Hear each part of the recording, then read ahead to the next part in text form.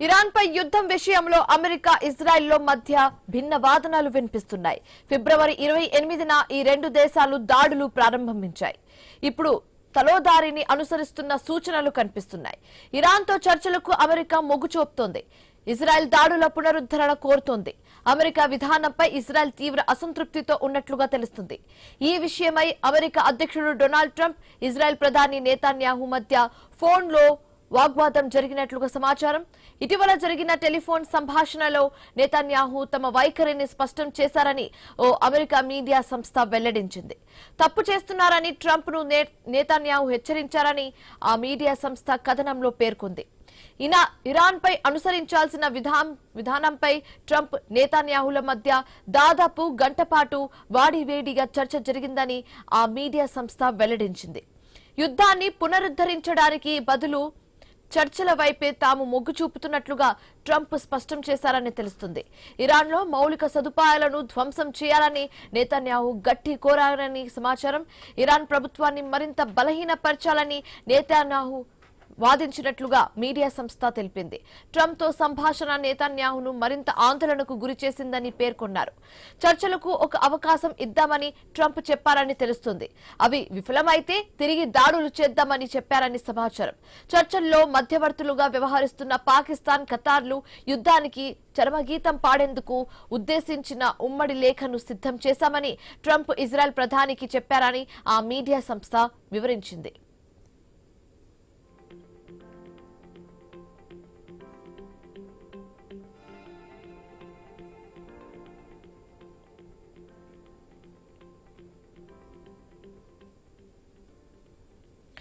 Arab దేశాల అభ్యర్థనతో Iran పై దాడుల్ని వాయిదా వేస్తున్నట్లుగా ఇటీవల ట్రంప్ ప్రకటించారు. ఇరాన్తో చర్చలు జరపడంపై నెతన్యాహుకు విశ్వాసం లేదని ఇజ్రాయెల్ వర్గాలు చెబుతున్నాయి. యుద్ధాన్ని తిరిగి ప్రారంభించాలన్న ఆకాంక్ష ఇజ్రాయెల్ ప్రభుత్వ ఉన్నత వర్గాల్లో బలంగా ఉందని అమెరికాలోని ప్రముఖ మీడియా సంస్థ వెల్లడించింది.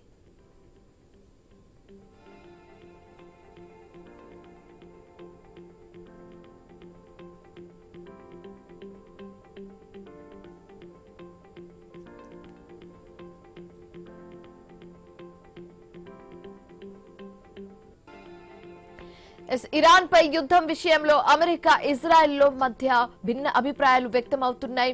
ఫిబ్రవరి 28న ఈ రెండు దేశాలు దాడులు ప్రారంభించాయి. ఇప్పుడు తలోదారిని అనుసరిస్తున్న సూచనలు కనిపిస్తున్నాయి. ఇరాన్తో చర్చలకు అమెరికా మొగ్గు చూపుతుంది. ఇజ్రాయెల్ దాడుల పునరుద్ధరణ కోరుతోంది. అమెరికా విధానంపై ఇజ్రాయెల్ తీవ్ర అసంతృప్తితో ఉన్నట్లుగా తెలుస్తుంది. ఈ విషయమై అమెరికా అధ్యక్షుడు ట్రంప్, ఇజ్రాయెల్ ప్రధాని నెతన్యాహు మధ్య ఫోన్లో వాగ్యుద్ధం జరిగినట్లుగా సమాచారం. ఇటీవల జరిగిన టెలిఫోన్ సంభాషణలో నెతన్యాహు తమ వైఖరిని స్పష్టం చేశారని ఆ అమెరికా మీడియా సంస్థ వెల్లడించింది. తప్పు చేస్తున్నారని ట్రంప్ ను నెతన్యాహు హెచ్చరించారని ఆ మీడియా సంస్థ కథనంలో పేర్కొంది. ఇరాన్ పై అనుసరించాల్సిన విధానంపై ట్రంప్, నెతన్యాహుల మధ్య దాదాపు గంట పాటు వాడివేడిగా చర్చ జరిగిందని ఆ మీడియా సంస్థ వెల్లడించింది. యుద్ధాన్ని పునరుద్ధరించడానికి బదులు చర్చల వైపు తాము మొగ్గు చూపుతున్నట్లుగా ట్రంప్ స్పష్టం చేశారని తెలుస్తుంది. ఇరాన్లో మౌలిక సదుపాయాలను ధ్వంసం చేయాలని నెతన్యాహు గట్టిగా కోరారని సమాచారం. ఇరాన్ ప్రభుత్వాన్ని మరింత బలహీనపరచాలని నెతన్యాహు వాదించినట్లుగా మీడియా సంస్థ తెలిపింది. ట్రంప్ తో సంభాషణ నెతన్యాహును మరింత ఆందోళనకు గురి చేస్తుందని చెప్పారు. చర్చలకు ఒక అవకాశం ఇద్దామని ట్రంప్ చెప్పారని తెలుస్తుంది. అవి విఫలమైతే తిరిగి దాడులు చేద్దామని చెప్పారని సమాచారం. చర్చల్లో మధ్యవర్తులుగా వ్యవహరిస్తున్న పాకిస్తాన్, ఖతార్లు యుద్ధానికి చరమగీతం పాడేందుకు ఉద్దేశించిన ఉమ్మడి లేఖను సిద్ధం చేశామని ట్రంప్ ఇజ్రాయెల్ ప్రధానికి చెప్పారని ఆ మీడియా సంస్థ వివరించింది. అయితే అరబ్ దేశాల అభ్యర్థనతో ఇరాన్ పై దాడులన్నీ వాయిదా వేస్తున్నట్లుగా ఇటీవల ట్రంప్ ప్రకటించారు. ఇరాన్తో చర్చలు జరపడంపై నెతన్యాహుకు విశ్వాసం లేదని ఇజ్రాయెల్ వర్గాలు చెబుతున్నాయి. యుద్ధాన్ని తిరిగి ప్రారంభించాలన్న ఆకాంక్ష ఇజ్రాయెల్ ప్రభుత్వ ఉన్నత వర్గాల్లో బలంగా ఉందని అమెరికాలోని ప్రముఖ మీడియా సంస్థ వెల్లడించింది.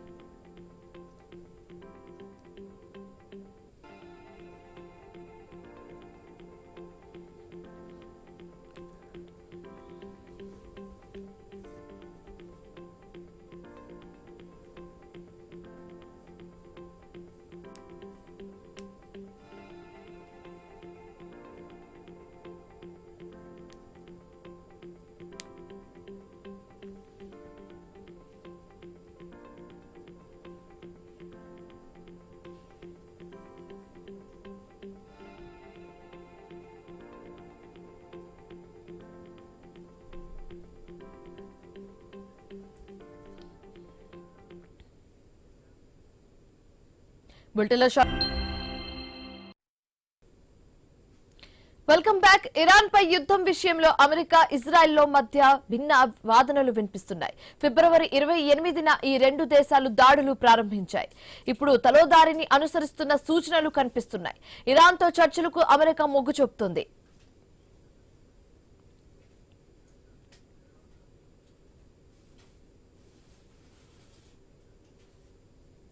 ఇదే అంశానికి సంబంధించి మాట్లాడడానికి మనతో పాటు జాయిన్ అవుతున్నారు మన్యం కోటేశ్వరరావు గారు, విశ్లేషకులు. ఆయనతో మాట్లాడే ప్రయత్నం చేద్దాం. So good morning sir. మనం చూస్తున్నాం ఇప్పుడు అమెరికా అండ్ అలాగే ఇజ్రాయెల్ మధ్య ఒక ఫోన్ కాల్ సంభాషణ అనేది ఇప్పుడు కొంచెం చర్చలకు దారి తీస్తున్నట్టుగా కనిపిస్తుంది.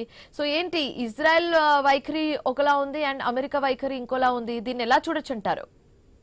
ఇదంతా పెద్ద నాటకం తప్ప మరొకటి కాదు. ఎందుకంటే అమెరికా ఏ వైఖరి తీసుకుంటే ఆ వైఖరిని అనుసరించడం మినహా ఇజ్రాయెల్ కి మరొక ప్రత్యామ్నాయం లేదు. కాలక్షేపం చేయడానికి లేదా మరికొద్ది రోజులు ఈ వివాదాన్ని మీడియాలో సంచలనాత్మకం చేయడానికి ఆడుతున్నటువంటి ఒక నాటకం తప్ప నెతన్యాహు ఏదో తిరస్కరించాడని లేకపోతే ట్రంప్ మాట వినడం లేదని ఇవన్నీ కూడా అర్థం లేని విషయాలు అనేది నా అభిప్రాయం. ఖచ్చితంగా ఇది ఒక గేమ్ అంతే. ఓకే.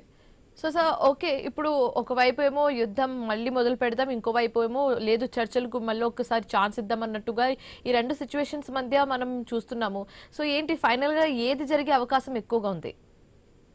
ఇప్పటికిప్పుడైతే ఉన్న పరిస్థితులను బట్టి అమెరికాలో ఎదురైనటువంటి పరిస్థితులు లేదా అమెరికా సెనేట్ యుద్ధ అధికారాల గురించి చేసినటువంటి తీర్మానం ఇవన్నీ చూసినప్పుడు డొనాల్డ్ ట్రంప్ కి మరొకసారి దాడి చేసేటువంటి అవకాశాలు దారులన్నీ ఒక్కొక్కటిగా మూసుకుపోతున్నాయి. పరువు కోసం లేదా నవంబర్ లో జరిగేటువంటి ఎన్నికల్లో అధికార పార్టీని ఏ విధంగా గట్టెక్కించాలి అనేటువంటి ఉద్దేశంతో కొనసాగిస్తున్నటువంటి సంక్షోభం తప్ప మరొకసారి ఇరాన్ మీద దాడులు చేసేటువంటి అవకాశం లేదు. అటువంటి దాడులే కనుక చేసేట్లయితే ప్రపంచం అంతటి నుంచి కూడా తీవ్రమైనటువంటి నిరసన వ్యక్తమయ్యేటువంటి అవకాశాలు కూడా ఉన్నాయి. అన్నింటికి మించి అమెరికా వినియోగదారుల మీద పడుతున్నటువంటి భారం, విపరీతమైనటువంటి భారంతో అక్కడ అంత దేశీయంగా కూడా డొనాల్డ్ ట్రంప్ ఇబ్బంది పడుతున్నాడు. అందుకని ఏదో ఒక పేరుతోటి వాయిదా వేసి ఇట్లాగే స్టేటస్ కో కొంతకాలం కొనసాగించేటువంటి సూచనలు అయితే కనిపిస్తున్నాయి. ఓకే. సో సార్, నిన్న ఒక వార్త అనేది బయటకు వచ్చింది. అదేంటంటే అమెరికా అండ్ ఇరాన్ మధ్య సైద్య కుదిరినట్లుగా, సో దీనికి సంబంధించి ఒక అగ్రిమెంట్ మరికొన్ని గంటల్లో బయటకు వచ్చే అవకాశం ఉందన్నట్టుగా ఒక వార్త అయితే స్క్రోల్ అయింది. సో దీనికి సంబంధించి ఏం చెప్పాలనుకుంటున్నారు? నిన్న ముజ్తబా ఖమేని అంటే ఇరాన్ సుప్రీం లీడర్ పేరుతోటి ఒక ప్రకటన వచ్చింది.